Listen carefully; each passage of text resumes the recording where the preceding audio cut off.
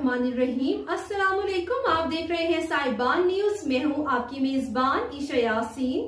शामिल करेंगे अहम खबर। दाऊद खिल कौमी इत्तेहाद जिला मानसहरा का अहम इजलास, नई काबीना का इंतखाब। दाऊद खिल कौमी इत्तेहाद जिला मानसहरा का एक अहम इजलास सरपरस्ती आला हाजी नज़ीर की ज़ेर सरपरस्ती हुजरा हाजी नज़ीर अबू जुनैद में मुनक्किद हुआ।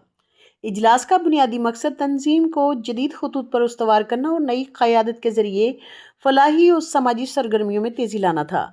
इजलास में शरीक तमाम मुअज़्ज़ज़ अराकीन ने माजी की तलखियों और गलतियों को पसे पुश डालकर बाहमी इत्तेहाद और इत्तफाक के साथ एक मजबूत और मुतहर्रिक तंजीम के क़याम पर इत्तफाक किया। सरपरस्ती आला की मौजूदगी में मुत्तफ़िक़ा तौर पर दर्ज झैल नई काबीना का ऐलान किया गया।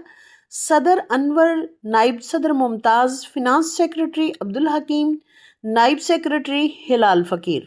इस मौका पर कारी इकरामुल्लाह, कारी सईद, कारी फजलुल्लाह, मोहम्मद खान, उमर खान, मसूद खान, अबू बकर सिद्दीक, सदर Jeddah city Bashir Mohammad, Taj Mohammad, Abu Junaid finance secretary सऊदी अरब और अमीर हमजा ने खुसूसी शिरकत की और नई क़यादत के साथ मुकम्मल ताउन का यकीन दिलाया।